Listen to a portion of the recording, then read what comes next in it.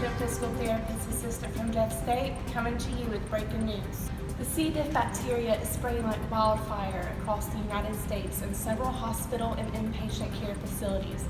Clostridium Difficile can spread very easily if the proper prevention techniques are not used. The bacteria is found in water, soil, food, and fecal matter, then is passed through human and animal feces and spreads to areas such as food and other surfaces, especially when the carrier does not wash their hands properly.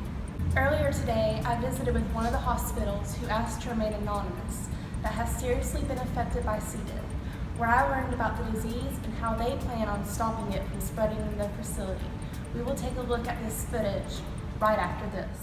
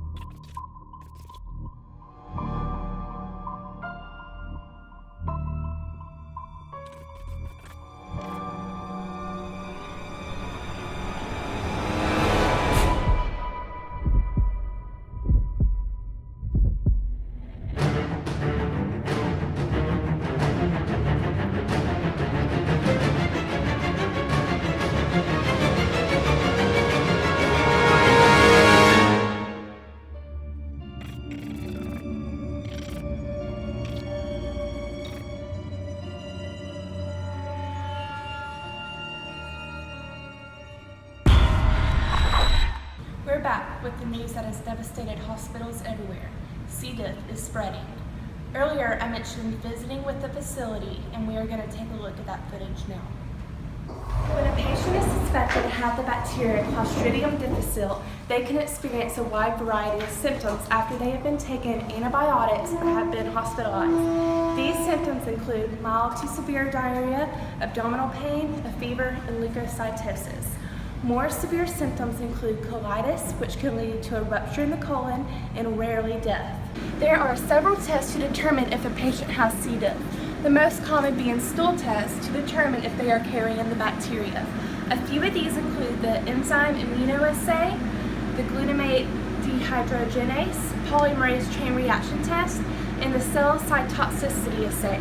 A colonoscopy or sigmoidoscopy is another alternative to look for inflammation in pseudomembranes. If the doctor is concerned about the patient having complications that come with C. diff, they may order a CT or X-ray, which happens in the room that I am in now.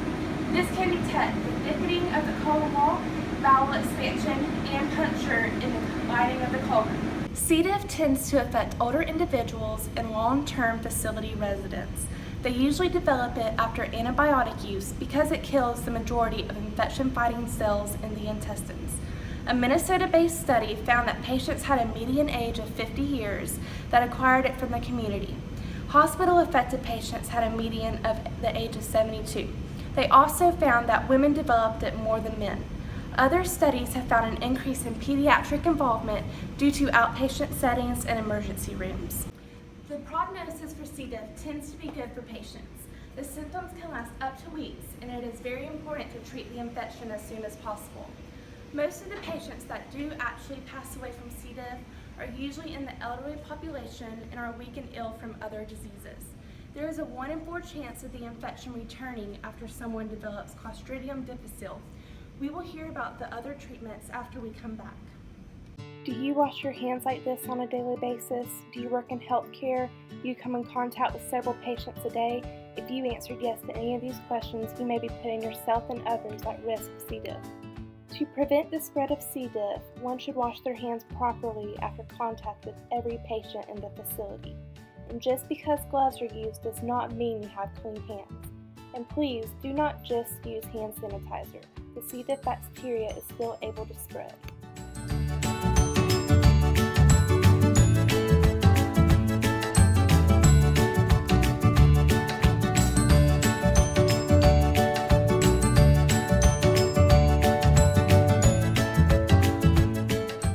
Follow these steps every day, you and your patients will be C. diff free. The most common treatment is to stop the antibiotic that triggered the bacteria growth and to start a new one to stop the bacteria from continuing to grow. Symptoms such as diarrhea are also treated if possible.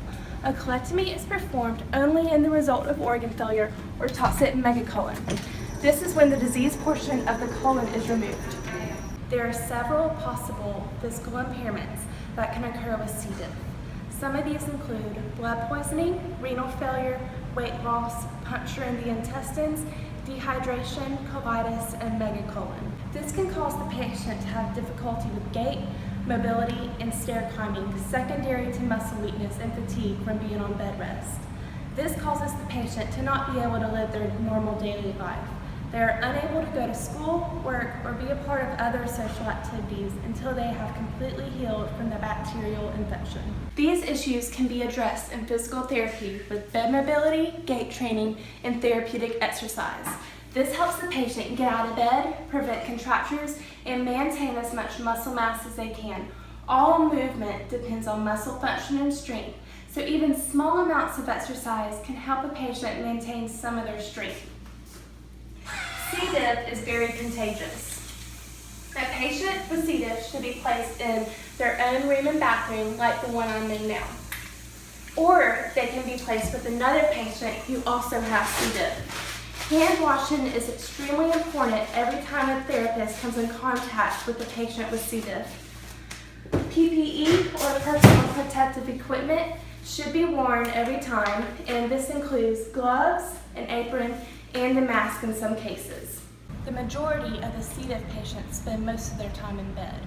This causes a decrease in muscle mass from a lack of exercise and leads to fatigue. They can also be dehydrated, and this can affect their therapy treatment because they can become weak during their treatment. The therapist should give exercises based on the patient's tolerance. It is very important to not overwork the patient. If the patient is too weak, they may not be able to perform much, delaying their progression.